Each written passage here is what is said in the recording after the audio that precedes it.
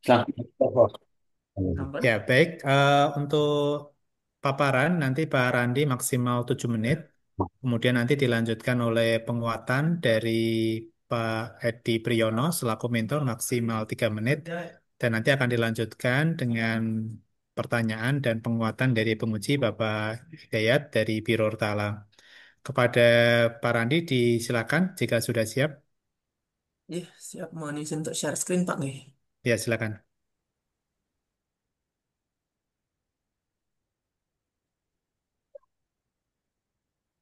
Apakah sudah terlihat? Sudah. Itu ya, enggak gimana? Baik, Bismillahirrahmanirrahim. Assalamualaikum warahmatullahi wabarakatuh. Yang saya hormati Bapak Hidayat selaku penguji, kemudian Bapak Edi Priyono SBD MSI selaku mentor sekaligus Bapak Kamat, kemudian Bapak Dr. Mithakul Falah selaku coach, dan juga Bapak Panitia yang telah hadir.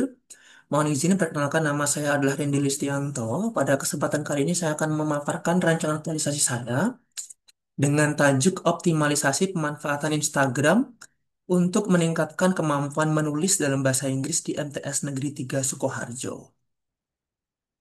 Baik. Baik, dari presentasi saya akan saya mulai dengan ASN itu menurut UU nomor 20 tahun 2023 pasal 5 dibagi menjadi dua yaitu PRS dan P3K.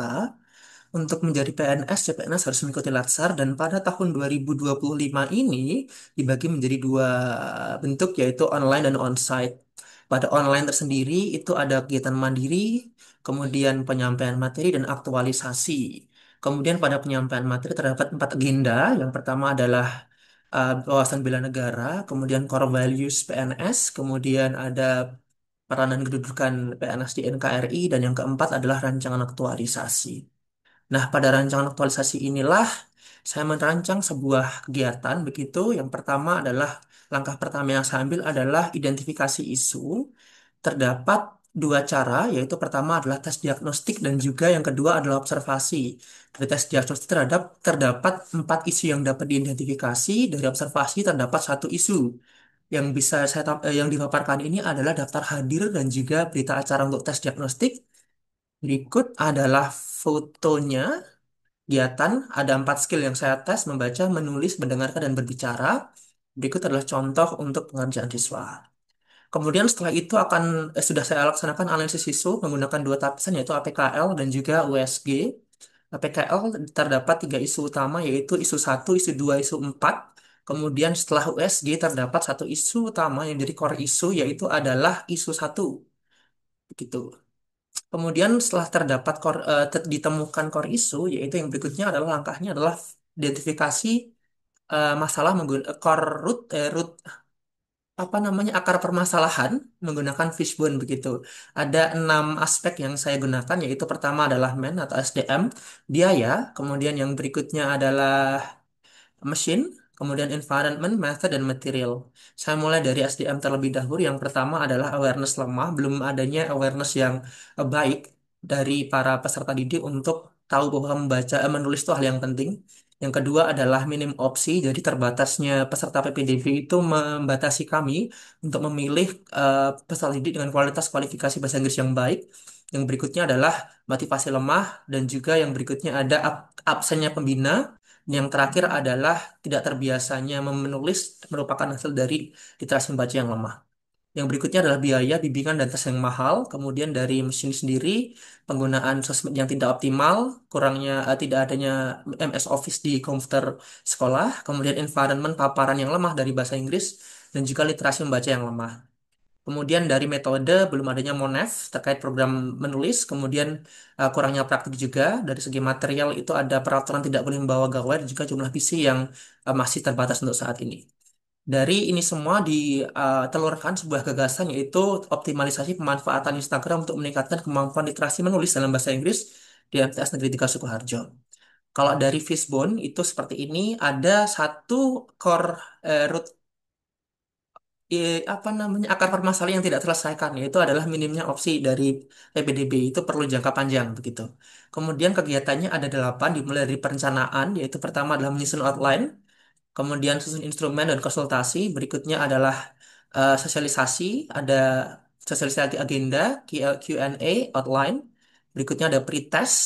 Setelah pretest ada telaah berita, jadi diminta untuk membaca berita dan merangkum gitu. Yang berikutnya adalah post comment, yaitu setelah membaca berita memberikan komentar interaktif antara peserta didik dengan juga apa namanya netizen di seluruh dunia begitu. Berikutnya adalah evaluasi kegiatan, yang terakhir adalah penyusunan laporan. Dan keseluruhan kegiatan ini tentunya diinternalisasi dengan 7 nilai berakhlak di PNS itu sendiri, yang nantinya akan diaktualisasikan. Kemudian yang berikutnya adalah terkait dengan distribusi nilai-nilai berakhlak itu dilihat dari diagram ini. Yang pertama, kegiatan pertama itu ada 6 unsur untuk enam nilai. Yang kedua, kegiatan kedua itu ada 4 nilai yang diinternalisasi. Kegiatan tiga ada 4, kegiatan 4 ada 4, kegiatan 5 ada 5, kegiatan 6 ada 5. Kemudian dari kegiatan berikutnya, evaluasi kegiatan ada 4, muncul laporan ada 2 begitu. Dari segi identifikasi, yaitu kalau dilihat dari proposal bisa terlihat begitu. Yang saya identifikasi adalah tahapan-tahapan kegiatan, tidak hanya kegiatan begitu. Apakah satu tahapan kegiatan itu ada nilai-nilai berakhlaknya atau tidak, begitu. Berikutnya adalah timeline, dimulai tanggal 20 Agustus dan diakhiri pada tanggal 27 September, begitu untuk menyusun laporan. Nah, kemudian untuk jumlahnya, dari tabel tabulasi ini bisa dilihat bahwa setiap kegiatan-kegiatan itu mengandung nilai-nilai dasar PNS. Yang kedua adalah dipastikan bahwa setiap nilai-nilai dasar PNS itu diinternalisasi pada proyek rancangan aktualisasi ini. Kalau persebarannya seperti ini, kemudian dari segi porsi itu sebagai berikut. Dari porsi tersendiri yang paling banyak itu adalah nilai akuntabel 24%, kemudian diikuti oleh berorientasi pelayanan sebesar 20%, berikutnya diikuti kolaboratif dan adaptif sama 16%, kemudian harmonis 11%, kompeten 7%, dan yang terakhir adalah loyal, yaitu adalah 6%. Saya rasa itu. Terima kasih. Wassalamualaikum warahmatullahi wabarakatuh. Baik, terima kasih Pak Randi Listianto. Selanjutnya adalah penguatan dari Bapak Edi Priyono selaku mentor selama maksimal 3 menit. Silakan Pak Edi Priyono. Terima kasih. Bismillahirrahmanirrahim. Assalamualaikum warahmatullahi wabarakatuh. Waalaikumsalam Waalaikumsalam warahmatullahi warahmatullahi wabarakatuh. wabarakatuh. Alhamdulillahirrahmanirrahim. Asyhadu an la ilaha illallah wa asyhadu anna Muhammadan abduhu wa rasuluh. Rabbi israh li sadri wa yassir li amri wa hlul 'uqdatam min lisani yafqahu amma ba'd. Yang kami hormati Bapak Quds, Bapak Dr. Miftahul Muhammad Falah. Semoga selalu sehat Bapak. Alhamdulillah, terima kasih Pak Ye, Edi. ye. Yang kami hormati pula Bapak Hidayat dan beberapa Bapak penguji yang lain yang kami hormati pula. Tidak lupa sahabat saya, Bapak Randy yang saya banggakan. Saya akan menyampaikan beberapa penguatan berkaitan dengan rancangan aktualisasi yang dirancang oleh Bapak Randy Listianto. uh, Isu di dalam dunia pendidikan sekarang ini bervariasi banyak sekali. Namun demikian ada salah satu isu di dunia pendidikan, diantaranya adalah lemahnya minat baca atau lemahnya literasi pada murid kita. Padahal kemampuan literasi ini sangat basic sekali, sangat membidangi sekali. Sehingga dengan adanya karya rancangan aktualisasi ini, bagi kami apresiasi yang setinggi-tingginya kepada Bapak Randy yang sudah mencoba untuk membuka permasalahan dan sekaligus akan menyelesaikan, menjawab isu-isu yang ada. Sekali lagi kami terima kasih dan semoga karya ini nanti yang pertama, karena kami di dunia pendidikan ini salah satunya anak-anak nanti akan menghadapi ANBK, ya otomatis nanti dengan adanya rancangan aktualisasi ini akan bisa mengangkat nilai ANBK pada murid-murid kami ini.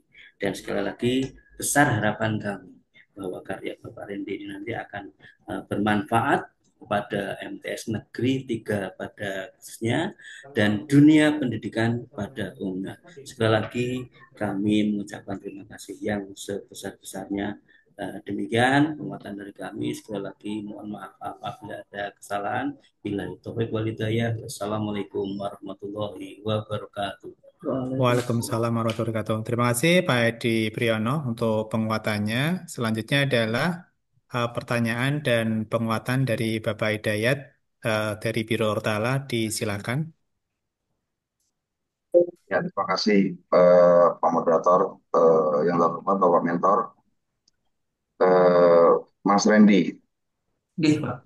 Bismillahirrahmanirrahim. Assalamualaikum warahmatullahi wabarakatuh. Waalaikumsalam Waalaikumsalam warahmatullahi wabarakatuh. wabarakatuh. Eh, ini terkait bahasa Inggris ya. Ini peserta Ya, kita kedua, lagi-lagi bahasa Inggris. Eh, jabatannya sebagai guru, kalau boleh nanya Mas Randy, iya, sebagai guru bahasa Inggris. guru bahasa Inggris. Ini saya tertarik pertama dari nama sampean. Ada titel ke belakangnya ada GR-nya atau apa? GR itu untuk gelar profesi, Pak. Gelar profesi apa itu? Kalau PPG, kami selesai PPG mendapatkan gelar GR di akhir gitu. Profesi Bisa. guru. Oh, sertifikasi guru. Jelas. Untuk beberapa tahun Oh, terakhir mendapatkan gelar itu. enggak. Karena ini bahasa Inggris, malah saya takut kejebak magister pendidikan grammar. Bukan ya, bukan. Sorry, enggak beneran, beneran. Saya kejebak di situ. Berikutnya terkait dengan bisa sedikit diuraikan lagi eh, langkah-langkah konkret ya dalam sedikit aja dijelaskan tahap-tahapannya sekaligus karena ini kan lumayan agak sedikit kalau saya baca sekilas di mana di rancangannya di proposalnya alat ukurnya lumayan kompleks banget. Bisa disederhanakan implementasinya nggak? Satu mungkin coba Oh, baik, Pak. tahap-tahap. Anjir. Pak, izin saya mute-nya Pak kamu dulu nih, biar tidak double. Oke, mohon izin Pak. Pertama, dari tes diagnostik sendiri saya menggunakan instrumen dari IELTS. Begitu yang karena memang waktunya terbatas, saya ambil instrumen yang sudah bagi saya sudah tervalidasi. Maka terdapatlah isu-isu tadi. Kemudian menggunakan APKL, USG, kemudian diambil satu di Fishbone. Kemudian dapat berbagai core root-nya, root core apa ya, cost root, cost root begitu. Kemudian saya mencoba untuk mengajukan sebuah gagasan yang intinya adalah menerapkan Instagram yang merupakan sosial media yang dipakai oleh banyak siswa di sini untuk pembelajaran begitu. Apalagi pembelajaran bahasa Inggris sangat erat kaitannya dengan komunikasi langsung yang mana bisa diakses secara global menggunakan sosial media. Sebetulnya banyak sekali pilihan sosial media, tapi menurut hemat saya Instagram itu yang paling aman dibandingkan dengan sosmed-sosmed yang lain. Begitu. Kalau saya bandingkan dengan Twitter, mungkin secara tekstual lebih banyak ngetik menulis, tapi secara keamanan saya rasa lebih safe di Instagram. Kalau TikTok tidak begitu banyak mengetik begitu. Kemudian langkah pertama saya adalah membuat perencanaan. Perencanaan ini termasuk dari kesiapan semua instrumen, Pak. Jadi semua instrumen yang saya siapkan itu saya cek satu persatu. Kemudian pada momen seperti ini juga ketika nanti ada hal yang perlu diperbaiki maka saya perbaiki sampai maksimal tanggal 20. Setelah selesai Mas, itu, maaf, sorry. oke. Sedikit langsung ke siswanya apa yang dilakukan siswa? Oh, oke, siap. Jadi nanti prosesnya itu adalah yang pertama pretest, Pak. Saya adakan pretest untuk mengetahui kemampuan awal, starting point-nya seperti apa. Setelah mendapatkan itu, saya melakukan dua hal. Yang pertama adalah memastikan bahwa mereka itu punya kemampuan memiliki pengetahuan yang cukup terkait dengan berita yang nantinya akan mereka komentari, yaitu dengan cara meminta mereka untuk merangkum dari berita yang sudah saya pilih, tentunya safe untuk mereka untuk Itu ada instrumennya ada di pretest. di pretest ada ya, di pretest. Ada instrumennya dilampir. Oke, lanjut. Di Setelah pretest. pretest, Kemudian setelah pretest adalah telah berita adalah komen Instagram. Jadi nanti saya berikan waktu siswa itu sekian hari untuk melakukan TikTok kan dengan netizen di seluruh dunia yang berkomentar di BBC dan CNN untuk berita-berita terbaru nanti begitu. Dan tentunya saya pantau. Oke? Itu berarti siswa minta mengomentari gitu, terus habis itu lihat feedbacknya dari yang komentar gitu. Iya, yang komentar dari orang lain, Pak. Dari Oke, oke. ya, dari Kalau jadi ada mereka nggak ada yang komentar, harus sampai ada yang komentar. Makanya saya beri eh, waktu spare waktu yang ya. cukup panjang begitu. Dan Oh, juga berapa lama ini? 5 hari kurang lebih, Pak. Oh, cukup 5 hari langsung ada yang feedback. Biasanya sih sudah ada kalau beritanya hits, Pak. Oh iya, kalau boleh saran biar nggak nyusahkan sampean nanti kalau seandainya nggak ada komentar udah sampean komentarin sendiri aja. Nggak, ini strategi ya. Lanjut Oh lanjut iya, lanjut. siap, siap. Kita Terima kasih, Pak. Jadi setelah memberikan komentar, tentunya saya juga melihat apakah nanti komentarnya itu kalau misalkan terlalu dalam tanda kutip karena itu orang banyak, Pak. Nggak. Jadi kita tidak bisa komentar. Berarti kalau misalkan dia di luar track atau tidak pada ranah pendidikan, maka saya minta untuk ini jangan dokumentari, berhenti aja. Cari yang lain begitu. Kemudian setelah selesai, lanjut. saya akan minta mereka untuk melaksanakan post test dan hasil post testnya ini akan saya bandingkan dengan pretestnya begitu. Apakah ada peningkatan?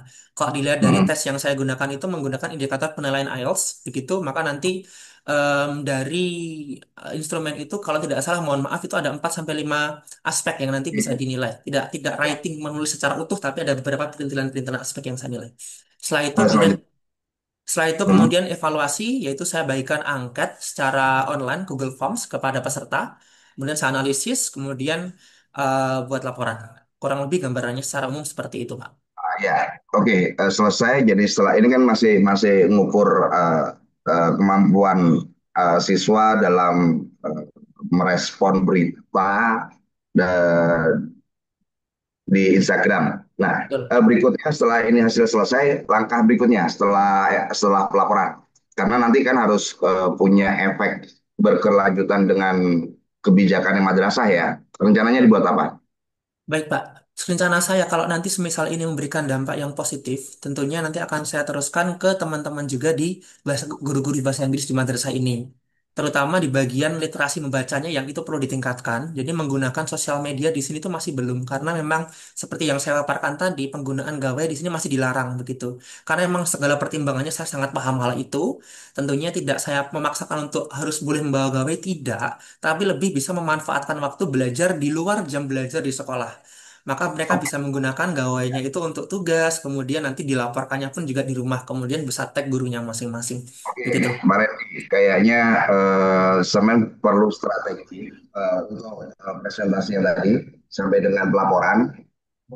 Ya sampai dengan pelaporan selesai dan itu udah apa namanya laporan sampean selesai. Cuman yang diperlukan untuk keberlanjutan ya kayaknya perlu strategi yang perlu entah itu dimasukkan dalam masuk ke proyeknya atau tidak karena kalau hanya berhenti di situ udah selesai tuh finish ya kan proyek sampean yang apa yang sampean presentasikan kan harapannya efeknya ke untuk madrasah ya Betul. mungkin sampean bebani mentor sampean ini bebani Pak Edi nih dalam kebijakan madrasah berikutnya dan itu memang harus harus strateginya is okay cuman ada banyak benturan mulai dari kebijakan yang pasti ya semoga aja Pak Edi nanti di apa namanya bakal jadi bemper sampean itu nanti kebijakan di madrasahnya. Siap. Ya Siap. jadi mohon maaf harus sampean harus minta maaf dulu sama Pak Edi nih. Ya, harapan saya di proyeknya nanti ditambahkan sedikit sedikit lagi langkah berikutnya ya. Enggak setelah pelaporan harusnya kan selesai nih. Tapi untuk mempengaruhi ke kebijakan berikutnya mungkin dikasih satu dua kalimat mungkin Oh, ya. siap. Uh, Terima kasih, Pak. mungkin itu sementara apalah. Ya, Saya- oke. Baik, terima kasih Pak Hidayat penguatannya. Ya, kata kuncinya adalah sustainability-nya tadi ya, Pak Randi ya, Iya, siap, terkait dengan Pak. kebijakan juga. Oke, terima kasih Pak Edi Wiyana selaku mentor dan Pak Randi selaku peserta Latsar. Terima kasih bisa meninggalkan tempat ruang breakout room keempat. Silakan. Terima kasih, Pak. Oke, Terima terima kasih. kasih. Assalamualaikum warahmatullahi wabarakatuh. Selanjutnya Bu Tantri sudah bisa on. Sampun Bapak. Oke, untuk mentornya saya coba add lagi sama Pak Suprong ya tadi. J.